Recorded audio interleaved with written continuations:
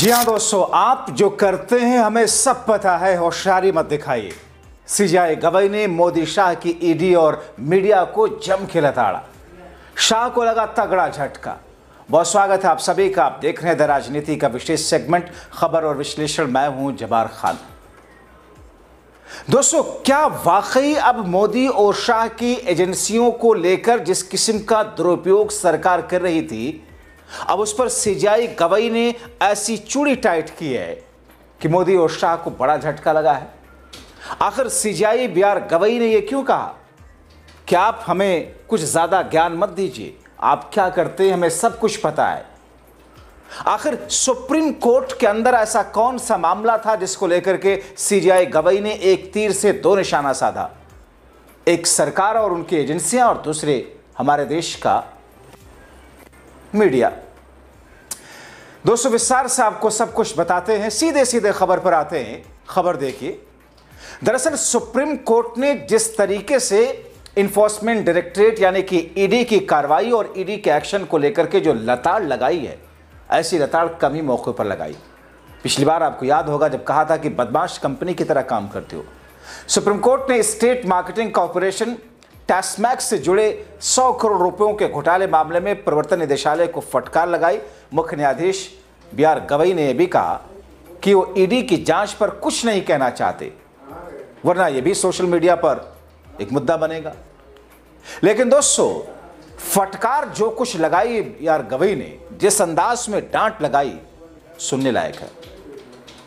Supreme court ने ED को फटकार लगाते हुए कहा, आप जो कर रहे हैं ठीक नहीं कर रहे हैं।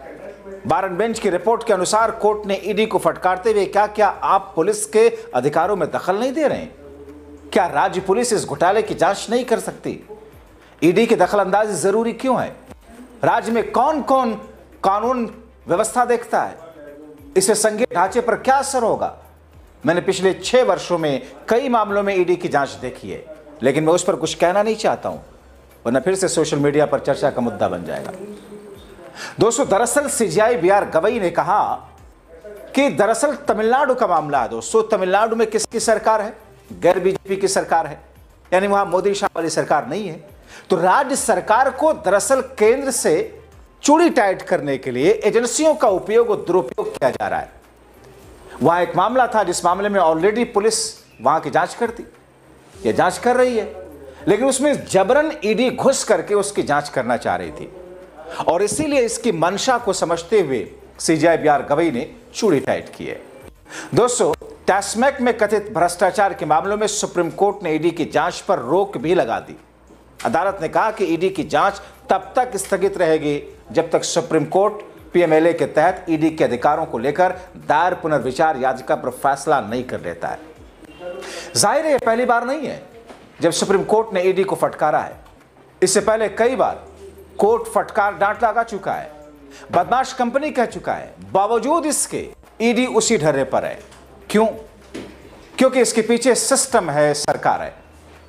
दोस्तों, दरअसल सीजेआई बीआर गवई और जस्टिस विनोद चंद्रन के बेंच मामले पर सुनवाई कर रही थी।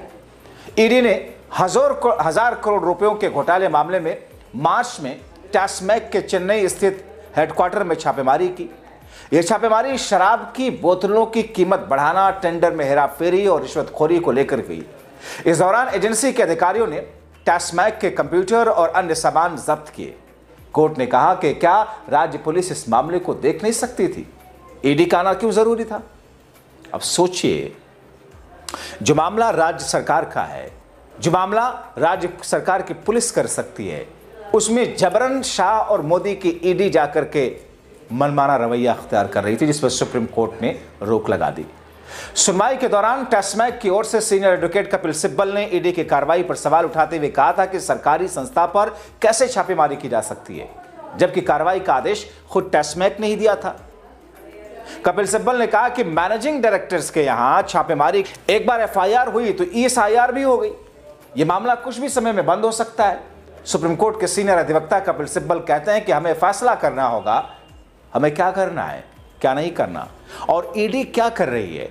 ईडी ने कंप्यूटर जब्त कर लिए। ये तो बहुत हैरान करने वाली बात है। कपिल सिब्बल के दलील पर एसवी राजू ने कहा कि टैस्मैक पर बड़े स्तर पर धोखाधड़ी हो रही थी। 47 FIR हुई हैं, जिसमें सुप्रीम कोर्ट ने कहा इसका मतलब क्या कि ईडी कुछ भी करेगी। दोस्तों, सीनियर अधिवक्ता कपिल सिब्बल ने कहा कि ज्यादातर FIR बंद हो चुकी हैं। अगर ईडी के पास ऐसी कोई जानकारी थी तो यह जानकारी स्थानीय पुलिस के साथ साझा की जा सकती थी। SG राजू की दलीलों पर CJI गवई ने कहा कि ईडी की कार्रवाई क्या किसी मामले की जांच के राज्य के अधिकारों का अतिक्रमण नहीं है। दोस्तों, आपको बताएं कि मामला दरअसल 6 मार्च से 8 मार्च के बीच ईडी द्वारा टैस्मैक मुख्यालय पर की गई छापेमारी से जुड़ा हुआ है, जिसमें आरोप लगाया गया था कि टैस्मैक के अधिकारी शराब की बोतलों की ज्यादा कीमत वसूल रहे, साथ ही निविदाओं में हेराफेरी भी कर रहे थे, रिश्वत ले रहे थे। ये कहा गया, जिससे 1000 करोड़ रुपयों से ज्यादा की वित्तीय अनियमितताएं सामने आई, जिससे यह मामला सुर्खियों में आया। मगर दोस्तों, मुख्य न्यायाधीश BR गवई की अध्यक्षता वाली पीठ ने कहा कि राज्य सरकार ने खुद FIR दर्ज की है, जांच कर रही है। हाँ, बीच में क्यों आ रहे हैं? क्या आप खुद ही जाकर के जांच कर सकते हैं? क्या इससे राज्य के अधिकारों का हनन नहीं होता? मुख्य न्यायाधीश ने पिछले 6 साल में, वो कहते हैं कि मैंने कई ईडी की जांच देखी, लेकिन अब मैं ज्यादा कुछ नहीं कहूंगा, नहीं तो मीडिया में छप जाएगा। जाहिर है इनका ये सब कहना ये बताता है कि कैसे CJI गवई मौजूदा समय की सरकार और मीडिया पर कटाक्ष कर रहे हैं। दोस्तों, आप देखिए, जब से 11 वर्षों से केंद्र की मोदी शाह की सरकार आई है, आप देखें ईडी की कार्रवाइयां कितनी हुई। विपक्षी पार्टियों पर 99% हुई है, या विपक्षी सरकारों से जुड़े मामलों में, सत्ता पक्ष से जुड़े हुए मामलों में कोई भी ऐसी कानूनी कार्रवाई ईडी की देखने को नहीं मिली जो कि सुर्खियां बने। और आप देखें कि कांग्रेस के लोगों पर, विपक्ष के लोगों पर भारतीय जनता पार्टी की केंद्र की मोदी सरकार ने पहले ईडी भेजी, एजेंसियां भेजी, CBI भेजी, DRI या दूसरी एजेंसियां भेज करके उनको मजबूर और विवश करके अपने खेमे में ले गए। इसीलिए विपक्षी ये कहते हैं कि साहब, बीजेपी तो एक ऐसी वॉशिंग मशीन हो गई कि जिसमें महा से महा बड़ा भ्रष्टाचारी भी, चाहे वो असम वाले हों, महाराष्ट्र वाले हों या फिर दूसरे हों, वो सब बीजेपी के साथ जाने के बाद में सब साधु संत बन करके निकल आते हैं। इसका मतलब यह है। और दूसरी चीज, सरकार के उस नैरेटिव को मीडिया कैसे गढ़ता है, बखूबी सुप्रीम कोर्ट समझता है। इसलिए सुप्रीम कोर्ट ने संकेतों ही संकेतों में देश के मीडिया को भी नंगा कर दिया। तो दोस्तों, एक ऐसी स्थिति जहां पर अमित शाह और मोदी सरकार इस बात को मान बैठे थे कि देश की जो भी संवैधानिक संस्थाएं हैं, जो भी एजेंसियां हैं, मानो उनके हाथों की कठपुतली हैं। वो जिसके खिलाफ उसे चाहे उसका प्रयोग करें, उपयोग करें, दुरुपयोग करें, जब चाहे तब उसका इस्तेमाल करें। और फिर जाहिर तौर पर दोस्तों, होता क्या है, लोग ये कहते हैं ना कि आपके खिलाफ कानूनी कार्रवाई हुई है, एजेंसी सरकारी है, संवैधानिक संस्था है, आप अगर बेगुनाह होंगे तो बच जाएंगे अदालत से। दरअसल ऐसा होता नहीं है क्या मामला इसके पीछे? दरअसल कोई भी एजेंसी, कोई भी पुलिस आपके खिलाफ अगर FIR करती है, जांच करती है, सख्त धाराएं लगा करके आपको जेल भेज देती है। आप लड़ते रहिए, अदालत में साबित करते रहिए कि आप बेगुनाह हैं। और फिर जब आप बेहतरीन उस कानूनी लड़ाई को आगे ले जाते हैं बेहतरीन तरीके से, और फिर आप जाकर बरी होते हैं, तब तक आपका साल, 2 साल, 3 साल, 5 साल, 7 साल, 8 साल निकल जाता है। लेकिन जो गोदी मीडिया है, मौजूदा वक्त के सत्ता पक्ष का पालतू मीडिया, वो आपके खिलाफ देश के अंदर, समाज के अंदर इस किस्म की छवि गढ़ देता है कि आप मानो पहले दिन से अपराधी बना दिए जाते हैं। और दरअसल राजनीतिक मामलों में यही सब होता आया है, और इसीलिए सुप्रीम कोर्ट पहले भी ईडी को बदमाश कंपनी कह चुका है। एक वक्त में CBI को तोता कहा गया था, और अब सुप्रीम कोर्ट ने ईडी को कहा कि आप जो कुछ करते हैं हमें अच्छे से पता है, इसलिए ज्यादा होशियारी नहीं, और मैं भी ज्यादा कुछ नहीं बोलूंगा, वरना सोशल मीडिया और मीडिया में छपने लगेगा। दरअसल एक तीर से CJI BR गवई ने कई सारे निशाने लिए।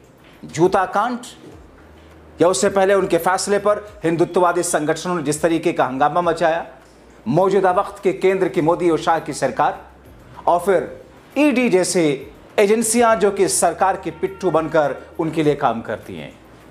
ऐसे में दोस्तों, क्या ईडी पर कोई असर पड़ेगा? ईडी, CBI जैसे मोटी चमड़ी वाली एजेंसियां कोई सबक लेंगी? मुझे तो नहीं लगता।